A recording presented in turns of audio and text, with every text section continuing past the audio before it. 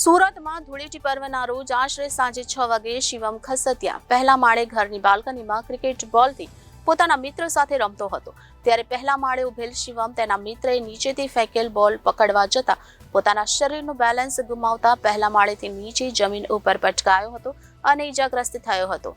સ્થળ ઉપર હાજર શિવમના પિતરાઈ ભાઈ તેઓને વલવાડા ગામના પ્રાથમિક સારવાર કેન્દ્રમાં લઈ જતા બાળકની પરિસ્થિતિ જોતા ત્યાંથી દર્દીને અન્ય હોસ્પિટલમાં ખસેડવા માટે સલાહ આપી હતી।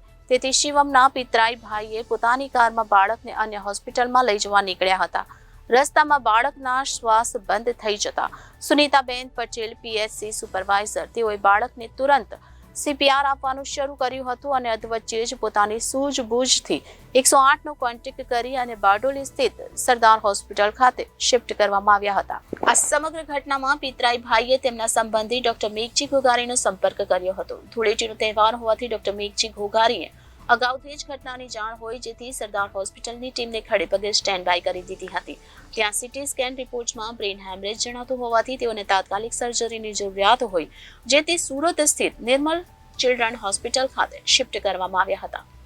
નિર્મલ હોસ્પિટલમાં ન્યુરોસર્જન ડોક્ટર હિતેશ ચિત્રોડા દ્વારા તેઓનું મગજનું ઓપરેશન કરવામાં આવ્યું હતું। 48 કલાક બાદ શિવમની પરિસ્થિતિમાં સુધારો નહીં જણાતા વિશેષ રિપોર્ટ કરાતા doctor Nirmal Chorariya, doctor Hitesh Chitroda, doctor Jignesh Vaidya, doctor Jignesh Patel, doctor Vijay Shah દ્વારા તેઓને બ્રેઇન ડેડ જાહેર કરવામાં આવ્યા હતા। સેવાકી પ્રવૃત્તિ સાથે સંકળાયેલા જાગૃત ડોક્ટર મેઘજીભાઈ ઘોઘારી અને ડોક્ટર હિતેશ ચિત્રોડા દ્વારા જીવનદીપ ઓર્ગન ડોનેશન ફાઉન્ડેશન ટ્રસ્ટના પીએમ ગોંડલિયા, વિપુલ તળાવિયા, ડોક્ટર નિલેશ કાછડિયાનો સંપર્ક કરવામાં આવ્યો હતો। અંગદાનની માહિતી માટે પરિવારના સભ્યોને જીવનદીપ ઓર્ગન ડોનેશનની સમગ્ર ટીમ દ્વારા મુલાકાત લઈ અંગદાન કરવા માટે પૂરતી સમજ આપવામાં આવી હતી। પિતા નિલેશભાઈ, માતા દક્ષાબેન, પિતરાઈ વિશાલભાઈ, મામા વિરેન્દ્રભાઈ, ભરતભાઈ, જગદીશભાઈ, રમેશભાઈ, ભગવાનભાઈ, પ્રેમજીભાઈ, ડોક્ટર મેઘજીભાઈ ઘોઘારી સહિત વિચાર કરવામાં આવ્યો કે શરીર બળીને પંચમહાભૂતમાં વિલીન થઈ જવાનું છે ત્યારે તેમના અંગોના દાન થકી ઓર્ગન નિષ્ફળતાના દર્દીઓને નવજીવન મળતું હોય ત્યારે સમગ્ર પરિવારના સભ્યોએ સહેમત થઈ અંગદાન કરવાની પ્રક્રિયા કરવાની સંમતિ આપી હતી। આ પ્રક્રિયા માટે પરિવારજનોની સંમતિ મળતા ગુજરાત સરકારની સોટો સંસ્થાનો સંપર્ક સાધ્યો હતો। નિર્મલ ચિલ્ડ્રન હોસ્પિટલમાંથી સોટોમાં રજીસ્ટ્રેશનની પ્રોસેસ શરૂ કરવામાં આવી હતી। સોટો ગુજરાત દ્વારા લીવર અને બંને કિડનીનું દાન આઈકેડીઆરસી હોસ્પિટલના માધ્યમથી સ્વીકારવામાં આવ્યું હતું।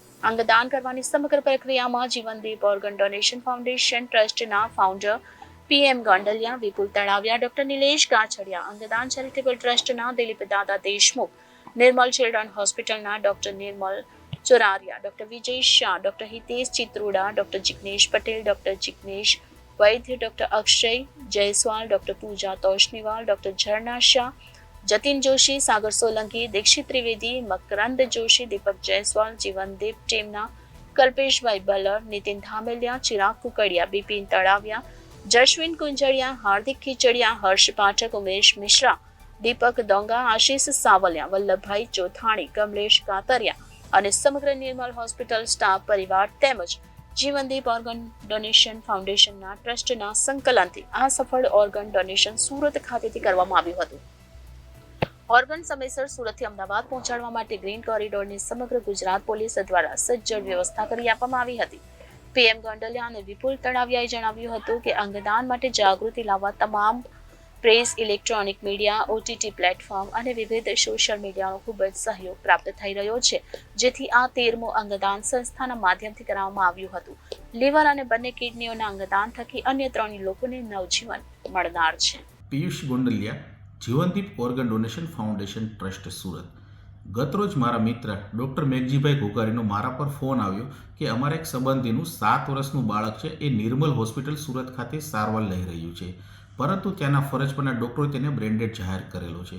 અવારનવાર છાપા અને ન્યૂઝમાં અમે સાંભળતા હોઈએ છીએ કે બ્રેન્ડેડ પેશન્ટનું અંગદાન કરતાં અન્ય લોકોને જીવ મળતા હોય છે તો આપની ટીમ આવી અને અમારા ફેમિલી સગા સંબંધીઓને સમજાવો કે શા માટે અંગદાન કરવું જોઈએ।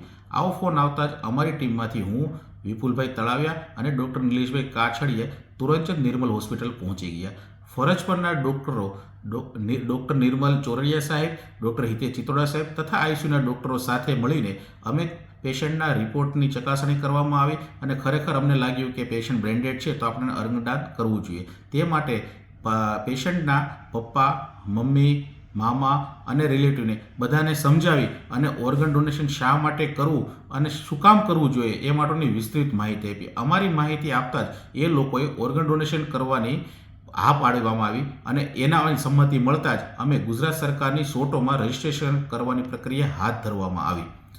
નિર્મલ હોસ્પિટલનો તમામ સ્ટાફ અને જીવનદીપ ઓર્ગન ડોનેશન ફાઉન્ડેશનની ટીમના સહિયારા પ્રયાસથી આજરોજ જીવનદીપ ફાઉન્ડેશનના 13મું અંગદાન સક્સેસફુલી રહ્યું છે. વધુમાં સુરતથી અમદાવાદ IKDRC હોસ્પિટલ સુધી ઓર્ગનને લઈ જવા માટે સુરતથી અમદાવાદ માટે ગ્રીન કોરિડોર કરવા માટે ગુજરાત સરકાર પોલીસનો સહયોગ સાંપડ્યો છે. અને ઓર્ગનની વાત કરીએ તો પેશન્ટમાંથી 1 લીવર અને 2 કિડનીઓનું દાન પ્રાપ્ત થયેલું છે. Bureau report Janadesh news Surat.